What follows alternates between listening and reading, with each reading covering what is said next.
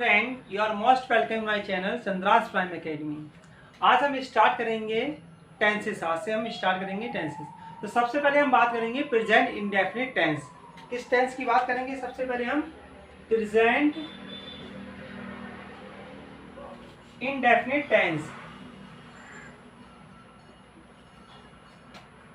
Indefinite tense.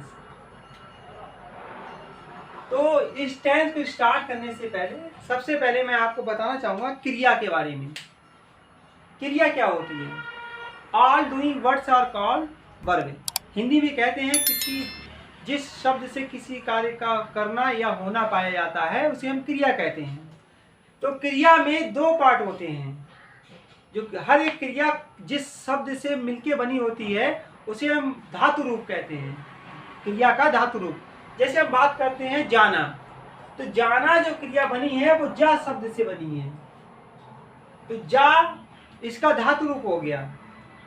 इसमें जैसे जाना हो गया, इससे जाएगा, जा रहा है, जाऊंगा। तो इस तरह से इसके हमारे पार्ट सारे बनते रहते हैं। तो क्रिया के बारे में बताना इसलिए जरूरी है क्योंकि जितने भी टेंस होते हैं हमारे, जो 12 टेंसेस होते हैं प्रेजेंट इंडेफिनिट से लेके फ्यूचर परफेक्ट कंटीन्यूअस टेंस, वहां तक हमें क्रिया के बारे में डिस्कशन करना पड़ेगा। हर टेंस को पहचानने के लिए हमें क्रिया के रूप की जानने की जरूरत होती है। तो सबसे पहले हम इसमें अगर हम बात करें, सबसे पहले हम बात करते हैं पहचान की। पहचान क्या होती है? हमें इतनी जो बात है ये हर वर्ड में कहना है, मतलब कि जो भी 12 टेंसेस है उसमें सब में कहना है इस टेंस की बाकी की क्रिया के अंत में क्या बोलना है? इस टेंस के वाक्य की क्रिया के अंत में, इस टेंस के बाकी की क्रिया के अंत में ता है, ती है, ते है आदि शब्द आते हैं। क्या बोला मैंने? ता है, ती है, ते हैं, ता हूं आदि शब्द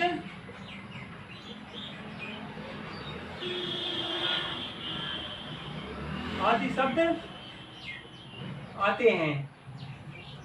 जैसे वह स्कूल जाता है, तो ये हमारा कौन सा टेंस हुआ? Present indefinite tense. क्रिया के अंत में इसलिए बोला जाता है, जैसे मैंने बोला वह नेता है, तो वह नेता है उसमें नेता क्रिया नहीं है, तो वह प्रेजेंट इंडेफिनिट टेंस नहीं होगा। वह कुत्ता है, प्रेजेंट इंडेफिनिट टेंस नहीं होगा, क्योंकि कुत्ता हमारा जो है वो नाउन है, वो हमारा क्रिया नहीं है।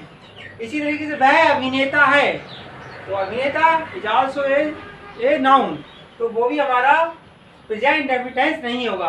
तो इसीलिए हर टेंस में आपको ये चीज बोलना है, इस टेंस की बाकी की क्रिया के अंत में। इतनी चीज आपको हर टेंस में बोलना है, इस टेंस की बाकी की क्रिया के अंत में। प्रेजेंट इंडेफिनिट टेंस के लिए हम बोलेंगे इस टेंस की बाकी की क्रिया के अंत में ता है, ती है, ते हैं, ता हूं आदि शब्द आते हैं। जैसे मैंने अभी एक आपको एग्जाम्पल बताया था इसका, वह स्कूल जाता है, तो जाता जो वर्ड है ये जाना से बना है, तो ये हमारा क्रिया हो गया। क्रिया के अंत में ता है आ गया, तो हमारा ये कौन सा टेंस हो गया? Present indefinite tense. दूसरा हम डिस्कशन करते हैं जो क्रिया होती है, इसके इंग्लिश में 3 फॉर्म होती हैं। एक फर्स्ट फॉर्म जिसको हम प्रेजेंट टेंस बोलते हैं, एक सेकंड फॉर्म जिसको हम पास्ट टेंस बोलते हैं, और एक थर्ड फॉर्म जिसको हम पास्ट पार्टिसिपल भी बोलते हैं। इसके अलावा 2 फॉर्म्स अलग होती है, ऐसे ईएस फॉर्म अलग होती है और एक आईएनजी फॉर्म होती है। तो यहाँ पर हम सबसे पहले हम प्रेजेंट इंडेफिनिट टेंस के एक वचन की बात कर रहे हैं। अगर एक वचन का वाक्य है और वह अफर्मेटिव सेंटेंस है, तो यहाँ पर हम पहले बताते हैं अफर्मेटिव सेंटेंस के बारे में।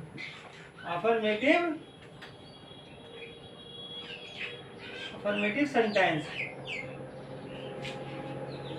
अफर्मेटिव सेंटेंस की अगर हम बात करेंगे तो एक वचन के लिए हमारा जो फॉर्मूला होता है वो होता है सब्जेक्ट प्लस वर्ब की फर्स्ट फॉर्म प्लस एज या ईएस प्लस ऑब्जेक्ट। ये हमारा फॉर्म होता है, ये वाला फॉर्मूला हो गया। तो इसमें ईएस उस जो ईएस शब्द होता है, ये जो क्रिया होती है जिसके लास्ट में ओ आए, सी एच आए, डबल एस आए, उस वर्ड के लास्ट में ईएस जोड़ते हैं, वहां पर हम एस नहीं जोड़ते हैं। जैसे कि अगर हम गो की बात करें तो गो के लास्ट में ओ आ गया तो वहां पर गोज होगा।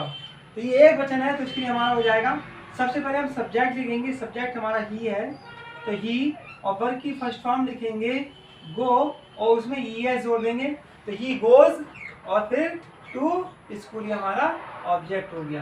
तो ये हमारा प्रेजेंट इंडेफिनिट टेंस का जो सिंगुलर है यानी कि एक वचन का जो फॉर्मूला है उसके अकॉर्डिंग हमारा ये सेंटेंस बन जाएगा। अगर ये सेंटेंस बहुवचन होता है, जैसे कि सेंटेंस मान लीजिए ये होता, वे स्कूल जाते हैं, अब ये हमारा क्या हो गया, ये हमारा बहुवचन हो गया।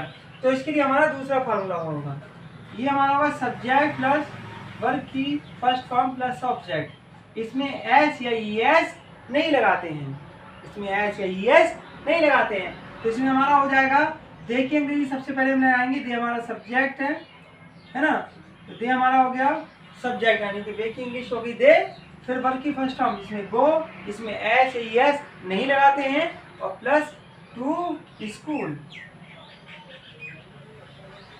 दे गो टू स्कूल। ये देखिए हमारा जो है प्रेजेंट इंडेफिनिट टेंस का एक वचन का फार्मूला हो गया, और ये प्रेजेंट इंडेफिनिट टेंस के एक वचन का बहुवचन का फार्मूला हो गया।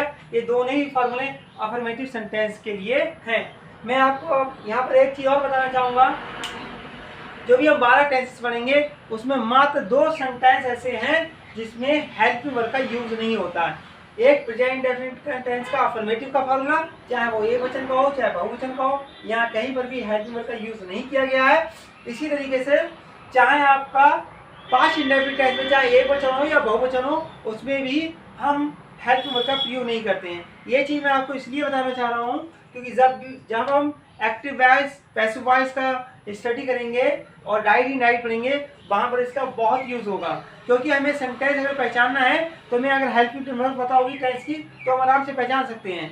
बट अगर हमें 2 टेंस ऐसे मिलेंगे जिसमें हेल्पिंग वर्ब नहीं आएगी तो हमें अपना दिमाग लगाना है कि हमें या तो ये प्रेजेंट इंडेफिनिट टेंस का अफर्मेटिव का फार्मूला है या ये पास्ट इंडेफिनिट टेंस के अफर्मेटिव का फार्मूला है। अब हम बात करते हैं नेगेटिव सेंटेंस की। नेगेटिव सेंटेंस से पहले मैं आपको बताना चाहूँगा नोट ये है कि इस टाइप की हेल्पिंग वर्ब एक वचन के साथ में डज होती है। डज क्या होती है? हेल्पिंग वर्ब एक वचन के साथ में, किसके? एक वचन के साथ में। और दूसरी अगर हम बात करें तो डू होती है बहुवचन के साथ में। आई हमारा प्रेजेंट टेंस में बहुवचन होता है और यू, तो वहां पर हम डू हेल्पिंग वर्ब का प्रयोग करेंगे, इसके साथ में हम डज हेल्पिंग वर्ब का प्रयोग नहीं करेंगे। तो पहले ये अफर्मेटिव सेंटेंस हो गया। अब मैं आपको बताना चाहूंगा नेगेटिव सेंटेंस। नेगेटिव सेंटेंस की नेगेटिव सेंटेंस में अभी मैंने आपको बताया था कि इस टेंस की हेल्पिंग वर्ब डू या डज होती हैं। एक वचन के साथ में डज हेल्पिंग वर्ब का प्रयोग करते हैं और बहुवचन के साथ में डू हेल्पिंग वर्ब का प्रयोग करते हैं। तो जैसे मैंने अभी आपको एक सेंटेंस बताया था, वह स्कूल जाता है, इसका मैं नेगेटिव कर देता हूँ, वह स्कूल नहीं जाता है।